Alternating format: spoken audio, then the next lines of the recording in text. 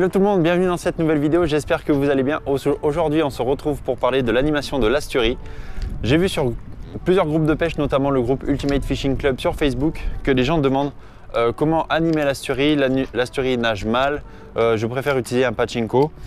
Mais avant de vous expliquer tout ça, n'hésitez pas à vous abonner en cliquant juste là, c'est totalement gratuit. Il y a à peu près 75% des gens qui regardent mes vidéos qui ne sont pas abonnés, donc on pourrait être encore plus que ce que l'on est aujourd'hui.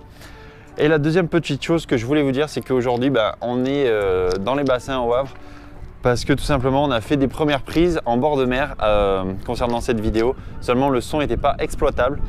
Donc aujourd'hui, je reprends cette petite vidéo.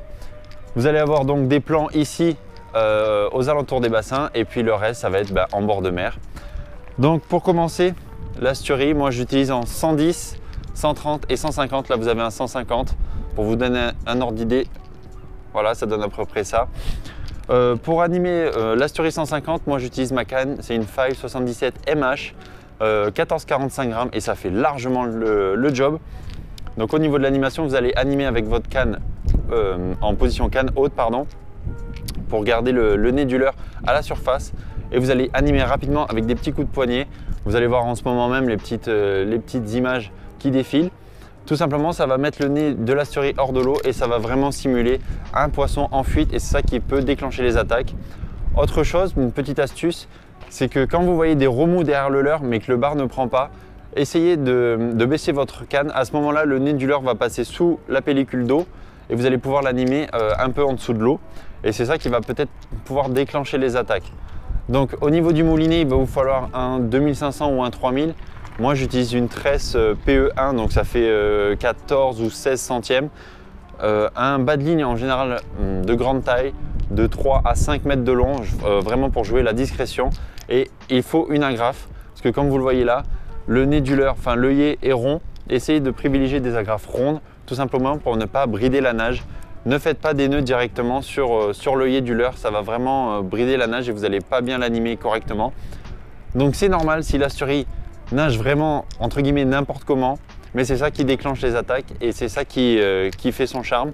Après au niveau de la sonorité, voilà, c'est une sonorité assez grave. C'est ça qui plaît aux poissons. Les hameçons, ce sont des decoys comme d'habitude, avec celui du milieu qui est à plat comme ça, qui va se présenter comme ceci. Il y a très peu de décrochés avec l'asturie parce que vous le voyez, les hameçons de decoy sont un peu rentrés vers l'intérieur. Il y a vraiment très peu de décrochés. Après les tailles 130 et 110, vous pouvez les utiliser avec des cannes un peu moins puissantes, 7,21, 10,30, ça va passer. Évitez trop d'appuyer les lancers. Si vous sentez que la canne plie un peu trop, c'est qu'elle n'est pas forcément faite pour ça. Privilégiez une canne avec un blanc vraiment assez rigide pour pouvoir l'envoyer très loin. Comme vous le voyez, c'est un leurre qui est très fuselé. Après, moi quand je lance, je mets une grande bannière. Ça permet vraiment de catapulter le leurre.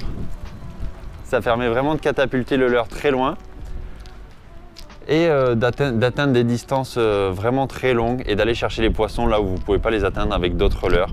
Il y a les billes qui servent de transfert de masse. Donc voilà, le petit asturie en taille 150. Essayez de l'avoir en plusieurs tailles et en plusieurs coloris. C'est vraiment un leurre à décliner sous différentes tailles, sous différents coloris, tout simplement pour pouvoir coller au poisson fourrage du moment. Là, c'est un coloris blanc, donc j'utilise un peu quand le temps est assez entre guillemets foncé, on va dire, quand il y a pas mal de nuages, que le temps est gris. Là, sur un temps ensoleillé comme ça, je vais plutôt préférer un coloris Ghost Lançon ou quelque chose comme ça.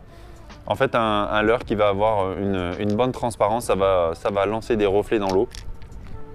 Quand le leurre va être animé, il va présenter ses flancs et avec le soleil qui le traverse, en fait, tout simplement, ça va émettre des petits flashs, des reflets dans l'eau. C'est ça qui va faire monter les poissons. À savoir que sur l'asturie, vous pouvez l'utiliser aussi bien dans 3 mètres d'eau, dans 4 mètres, 5, 10, 15, 20 mètres d'eau. Si le poisson veut monter en surface, il viendra le chercher. Voilà, c'était une petite vidéo rapide pour vous expliquer comment animer l'asturie. J'espère que cette dernière vous a plu. Si ça vous a plu, comme je vous ai demandé en première partie de vidéo, n'hésitez pas à vous abonner. Je le répète, c'est totalement gratuit. Laissez un petit like et puis un commentaire si la vidéo vous a plu et la partager un maximum, ça aide vraiment beaucoup la chaîne. Sur ce, je vous dis une très bonne journée, une très bonne soirée. Salut!